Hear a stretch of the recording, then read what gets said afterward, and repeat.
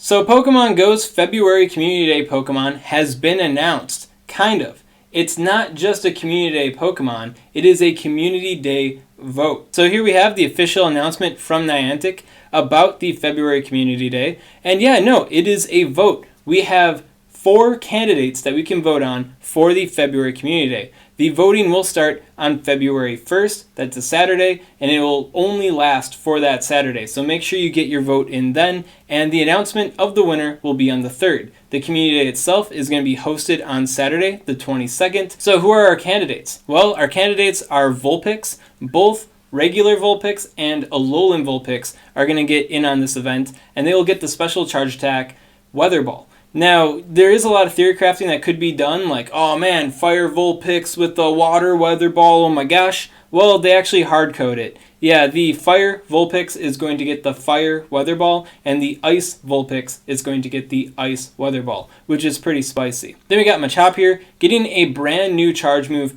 Payback. Payback is a Dark-type Charge Move, probably going to be mostly relevant in PvP, not so much for raid content. Another thing to note with this Payback is we don't have Game Master data on it right now, so all we can do is sit back and make conjectures as to how good this attack might be. Next up, we have Rhyhorn, evolving into Rhyperior with Rock Wrecker. Now, ever since Rhyperior came out, we have been waiting for a Rock Wrecker announcement. In fact, this Pokemon very well should be the Community Day Pokemon, just out of respect for Rock Wrecker Rhyperior. Am I right? And on top of that, we already got shiny Alolan Vulpix, so it's like, you know, are we really getting anything out of here? Shiny Machamp, we already got that. Come on, man. It is time for Rock Wrecker Rhyperior. So yeah, once again, we do not have a Game Master on Rock Wrecker, but we can make some assumptions as to how good this attack could be. And then finally, we got Dratini. Yeah, you might think Dragonite has already had a Community Day, but it's not done having a Community Day, I guess. Yeah, it could get the Charge Attack Superpower, which is only really relevant for PvP, once again. But yeah, so an interesting coverage option for Dragonite. Just kind of odd that it's going to get 2 Community Days, potentially. I don't think this makes a whole lot of sense, because in December, when we have the Community Day Revival, when we evolve our Dratinis then, what attack are they going to get? Is it going to be a dice roll? Like, if you're into PvP and you want one or the other, and you evolve it, and it gets the other, that sucks. So I hope it's not Dragonite. Don't vote Dragonite. That's my announcement there. At any rate, all these Pokemon are pretty interesting, but just how good can they be in the meta? Well, the Game Press team and I have been hard at work at trying to get this all hammered down, and I'm going to give you what we have so far. Just to let you know, there isn't an article on Game Press yet covering these details, but once it is up, I'll have it linked in the description for you guys, which will cover much more details than what I'm going over in this video. So keep your eyes peeled for that, and keep your eyes peeled onto the Game Press. Let's start out with the basic, Rock Wrecker Rhyperior. Just how good can this thing be? It's good in raids. This is actually the only raid viable Pokemon for this to get a special move. So definitely more eyes here than anywhere else, right? So Rock Wrecker Rhyperior. So this is Game Press's comprehensive DPS TDO spreadsheet, which allows you to get a pretty good base idea of a Pokemon's goodness for raids. And I cloned various attacks as a Rock-type Charge Move in place of Rock Wrecker, so we can get an idea of where Rhyperior falls. And even with Rock Wrecker being cloned as Aura Sphere, it cannot surpass Rampardos in DPS. Rampardos is just too good, right? But one thing that you should note is Rhyperior is way more tanky than Rampardos is. So you can think about it like Rampardos is like the Gengar type Pokemon, and that means Rhyperior would be more of like the Giratina origin form type Pokemon. Like more meaty with really good damage versus the Glass Cannon, right? Now, originally Terrakion has been filling that more meaty rock type role. But if the charge move is as good as Meteor Mash, it will be able to surpass Terrakion. However, if Rock Wrecker is only as good as Dynamic Punch, well, then it will fall short of Terrakion. You may as well just use Terrakion for that role. As far as sorting by a Pokemon's overall goodness, which is DPS to the 3rd power times TDO, semi-arbitrary metric, but we all have agreed that it's the one to go with here.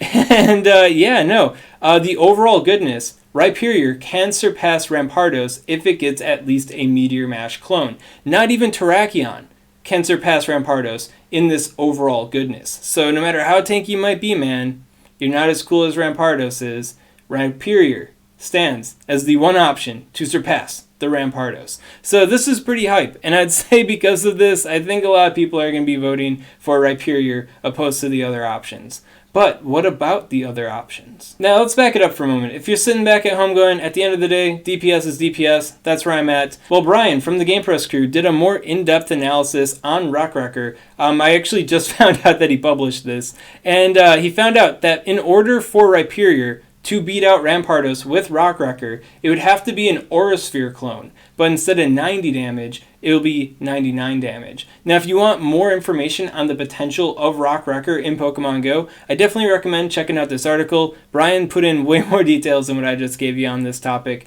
so definitely a very interesting read. From here on out, we are now entering the PvP zone. So if you don't care about PvP, then I guess you can take a step out here, but if you are slightly interested in PvP, Go Battle League is coming out soon, and Go Battle League will pay out mass amounts of Stardust to players, so you might want to be somewhat knowing about PvP. But at any rate, yeah, let's talk about PvP. The other three options only matter for PvP. So first up, we have Ninetales in the Great League here. Does Weather Ball allow it to plus? Well, starting off here, we can see that against all the Great League Pokemon, using a one-shield scenario, so yes, I understand, limited perspective here, we get 290 wins, which is pretty impressive.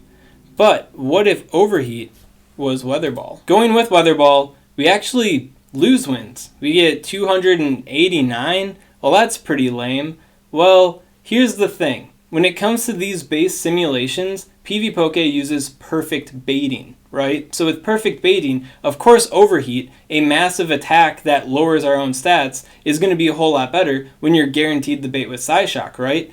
So this tip was given to me by Lorma96 from the Game Press crew, so all kudos go to Lorma for this find here. But yeah, if you take off shield baiting and redo the sims, right, you'll find that without the bait, Ninetales is only getting 206 wins.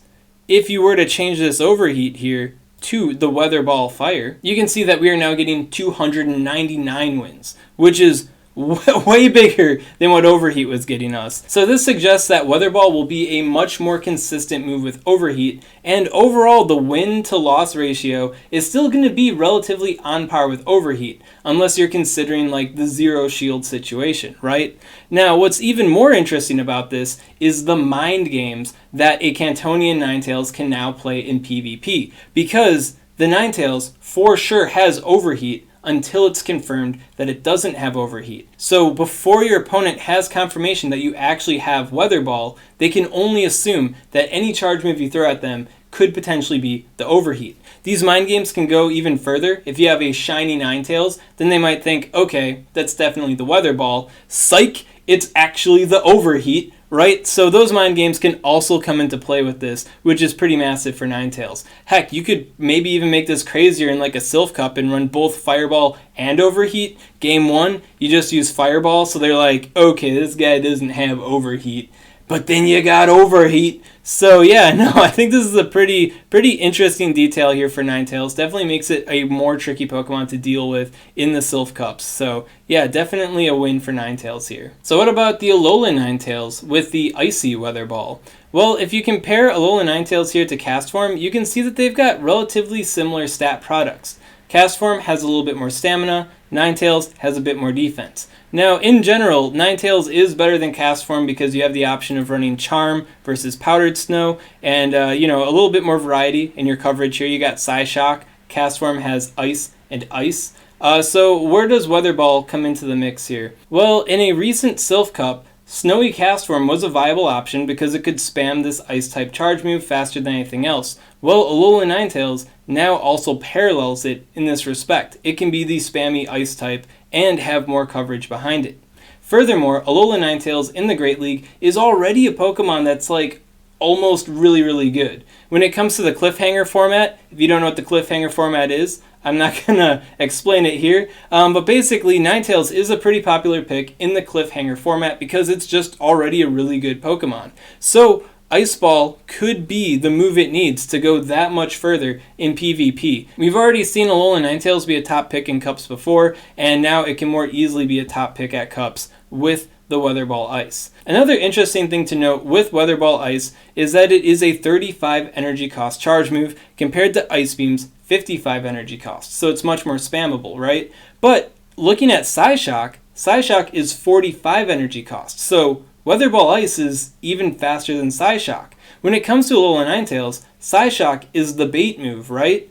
But when Weather Ball comes into play, Weather Ball is now the bait move, which definitely makes Alolan Ninetales much more dynamic than it's ever been before, because now Alolan Ninetales doesn't have to run Psyshock. It could run Dazzling Gleam if it wanted to for extra coverage. Now, Dazzling Gleam would obviously make more sense if you're using the Powdered Snow Alolan Ninetales, but the fact remains, right? Alolan Ninetales now has more coverage options. It's a lot more dynamic than it was before. So overall, I think this is a really huge boon for the Alolan Ninetales here. Now, some people have been spying the Alolan Ninetales for the Ultra League here, and yeah, you can see that Alolan Ninetales caps well before the cap when it comes to the Ultra League. I think overall, the Ultra League isn't exactly the place for Alolan Ninetales, so definitely no hype there. And then when it comes to the Master League, obviously abysmal hype for that too. I think the thing I like most about the Ninetales situation is I've been waiting for other Pokemon to get Weather Ball because other stuff in the main series games can learn it, such as Ho-Oh, for example. Want a better move on that thing. So to me, this shows that Niantic is willing to give Weather Ball to other Pokemon, which can only make those recipients even better. A really big one that's on the plate is Victory Bell. Weather Ball Fire Victory Bell, that would be pretty insane. So let's keep our eyes on the future and see if they do something like that. That'd be pretty nutty. So next on the list is Machamp, the green John Cena Machamp, right, with the Payback. Now, Manaholics from the Game Press team did a bunch of simulations simulating Payback as Night Slash, and what he found was it really wasn't that big of a deal for all three leagues, right? Well, I stepped in and said, hey man, well what if it's Shadow Ball instead? Because Night Slash, that's kind of a weak attack. We need some extra oomph if Machamp's really going to stand out with this new coverage move. And what we found was Shadow Ball is pretty significant, but like it's just not quite there, right? So what this is suggesting to us is that if this attack, Payback, were to be better than Shadow Ball, well, that could be pretty huge for Machamp. Well, how good do you have to be better than Shadow Ball? Well, looking at the PvP charge move list on Game Press, sorted by damage per energy, doesn't seem to be that hard. Yeah, so we got Shadow Ball right here, clocking in at 1.82 DPE. So for an attack to be better than Shadow Ball, it'd have to have similar DPE to Shadow Ball, but be faster, so a lower energy cost charge move, such as Rock Slide. That definitely fits the bill. Or it has to be more powerful and ideally with a lower energy cost, right? So we could see something like maybe Leaf Blade or a Psystrike clone happening for the Payback. Payback definitely could be interesting, but comparing it to Night Slash and Shadow Ball, it's like, it's almost there. It's almost there, but it's not quite there. Dang. We'll have to see what the true stats are if we ever get them. And finally, we have Super Powered Dragonite, the Community Day vote Pokemon that doesn't need to exist. At any rate, how cool could Superpower be? This information here is entirely Manaholic's work, by the way. I did not run these sims in the first place myself, and he definitely picked out some choice picks for me here. So thank you very much, Manaholics. Once the article is up, I'm sure they're going to have even more spicy picks than what I'm giving you here today. But Dragonite with Superpower, how good can it be? Yeah, so if you're not familiar with Dragonite in PvP already, it's got Dragon Breath, which is one of the best moves in the game, and it's got Dragon Claw, which is a nice, spammy charge attack. So Dragonite with Dragon Breath and Dragon Claw is basically the bread and butter. The secondary move for Dragonite is typically Outrage or Draco Meteor, because the other charge moves don't really offer good coverage for Dragonite, right? So you may as well have the soft hit, and then if you see the opening for the big heavy hit, then drop the big heavy hit. Well, Superpower is an interesting coverage move for Dragonite, allowing it to deal with Steel-type Pokemon that it couldn't previously deal with, such as Dialga. Yeah, so if you go in the no-shield situation against Dialga, you can see that landing, that heavy Superpower, can take it out. However, if you do take it to the one-shield situation, unfortunately, yeah, you can't get to the Dragon Claw, and then reach the superpower. You just don't have enough time. However, Lorma96 from the Game Press crew pointed out that if you get one extra Dragon Breath, right? So you go to options, starting energy, you got the extra Dragon Breath, right? You are now able to reach the superpower in time with 1 hit point remaining. That's pretty ridiculous. At any rate, the option is there. The possibility to fort the Dialga is here. Now, of course, Dialga could take you to a 2-shield situation, so you have no chance there anyways, but the fact that you can get it in the 1-shield scenario suggests that you could just throw superpower right away. And if it doesn't shield it, well, then you landed the superpower for the win anyways. So then the fact that you could get a Dragon Claw in for a bait and then land superpower, well, that's just gravy. So Dragonite definitely has some more options in Master League PvP. Now, taking it down to the Ultra League, one of the principal threats there is Registeel. With the superpower, you are able to beat the Registeel if you're able to land 2 back-to-back superpowers on the Registeel while also baiting with Dragon Claw. Now, while this does seem a little unrealistic, there is some reading in between the lines here that can take place to make things a little bit more consistent for Dragonite. For one, the Dragon Claw damage does 19 base damage. You can see that after the first superpower, you brought them down to 17. Now, superpower unfortunately lowers your attack and your defense, so the Dragon Claw is going to hit a little bit softer, and the next superpower also is going to hit a bit softer. This just suggests that landing a clean 2 superpowers might not be 100% necessary for the Registeel. Once again, because there is the bait situation, that also suggests that Registeel might just let your first charge move through, and if that first charge move happens to be superpower, well then Registeel is definitely going to be hurting. And this swag also follows Dragonite down to the Great League. However, here it just has to land 1 superpower. Now you'll notice here that they both faint simultaneously. If you do have a higher ranked Dragonite, I think this is just the basic Dragonite at this point. Yeah, just the basic Dragonite. If your Dragonite has slightly more HP than this one, which is likely, then you'll be able to secure the win. You won't faint to the 1 freaking lock-on damage here, yeah. So Dragonite definitely a lot more consistent than it had been before in the Great League. Now that is just Registeel. Registeel already has trouble with flying type Pokemon and charge attacks and stuff like that. What about Bastiodon? Well, checking it out, landing that 1 superpower can make the difference in this matchup.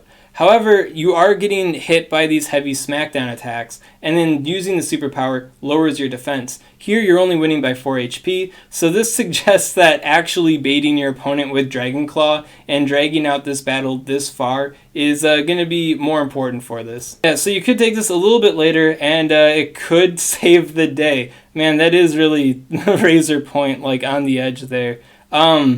Good luck with Great League Dragonite if you're able to prep one with superpower. That's all I gotta say there, man. And there you have it, the basic meta viability of the Pokemon in this vote situation. Once again, I want to give a shout out to the Game Press team for doing a lot of this work already to help facilitate this video. Once the article is up, definitely keep your eyes peeled for it. Link will appear in the description and in the pinned comment to direct you guys to that article, because it's going to go over much more details than what I have here. For example, Rock Wrecker in PvP, what might that look like, right?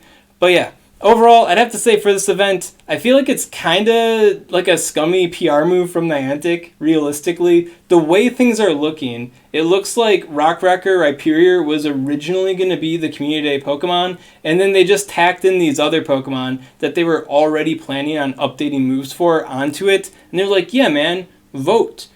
Freedom of choice. So the way I see this, no matter who wins this competition, I'm pretty sure we're going to be getting all of these attacks. And with that in mind, I think it would be a lot better if we were to get Rock Wrecker Rhyperior, just to keep things more free and dynamic for PvP. That said, that's not without the cost of Charge TMs. Yeah, so Charge TM rework when? We're waiting on that one. Alright, if you got any questions on this content, comment below, let me know what's up, and I'll be happy to help you out. And if you enjoyed this content, you want to see more like it, maybe you want to know how good these moves are when we actually get Game Master information, well, subscribe to Swag Tips.